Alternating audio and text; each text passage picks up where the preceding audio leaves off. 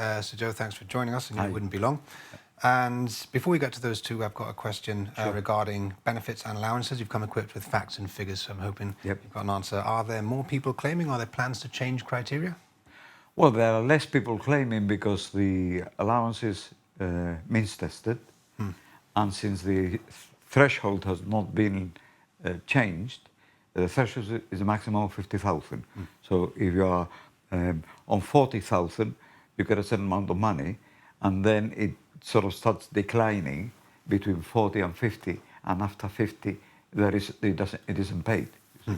The numbers claiming has gone down by about 500 in a year, and the number of children is about twice the number of claimants. So when last year it was 1,245 claimant and 2,468 children, and now it's 1,033 and 2,007. So it's just under, because you get it from the first child.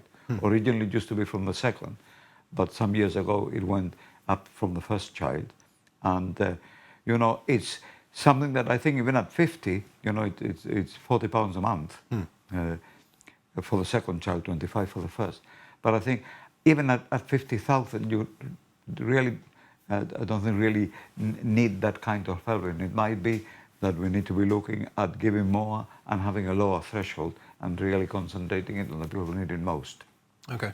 And we're moving on to student grants, part of your political legacy. Practically a first act as Chief Minister, I'm told. You said you estimate fewer than half the students. September 88.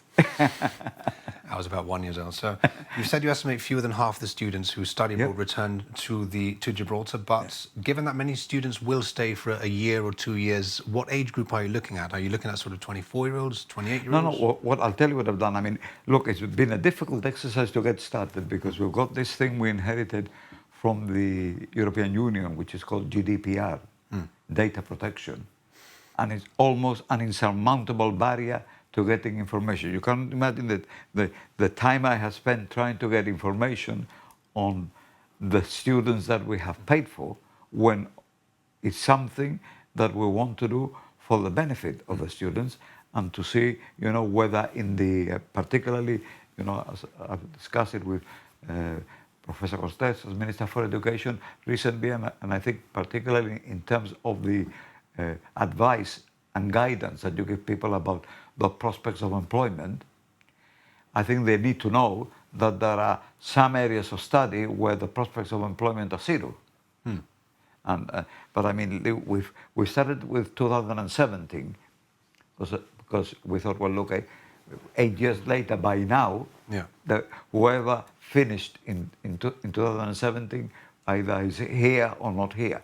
In fact, the figures show that it was 41% of the 2017 cohort, of which consisted of 272 students finishing that year. 41% we have no record about at all. Wherever they are not in Gibraltar in terms of being employed here, because the only way we can track their presence is through the employment records, right? And in 2018, it went up to 45%, and in 2019, it's gone up to 47%.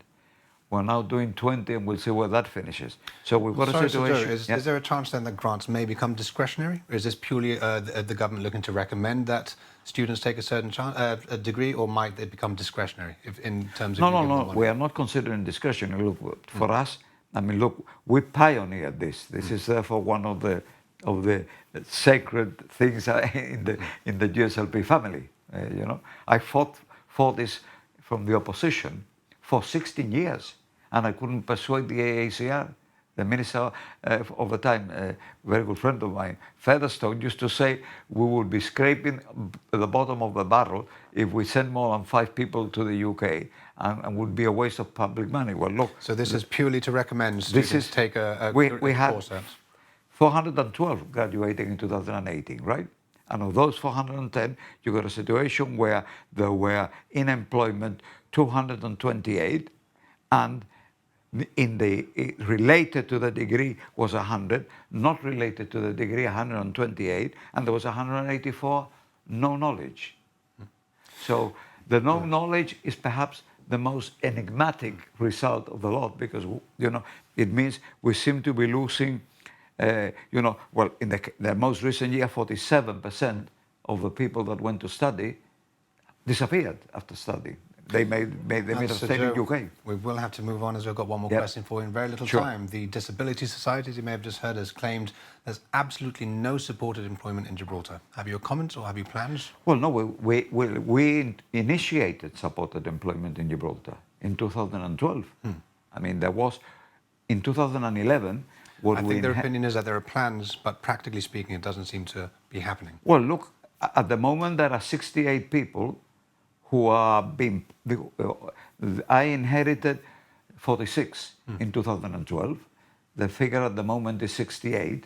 Those 68 people are people who would not be employed if it wasn't because we are paying their wages and placing them with people in the private sector who accept to have them there working on the basis that they are in an environment where they can be doing something work that from the point of view of the employer economically, it would not be possible to pay them in the sense that they haven't got the same level of productivity. So in effect, we provide these 68 people principally to the private sector free of charge, and you know, we send people to make sure that they are in an environment where they're really protected and that they are happy there, and if they're not happy there, we move them somewhere.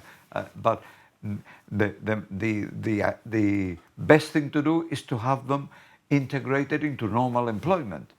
But in normal employment, the employer requires that they should be able to be 100% engaged. No? In our case, for example, it's not a question of having X weeks of sick leave. If you have people with disability and they get more frequent time of work with illness, they still get paid their pay.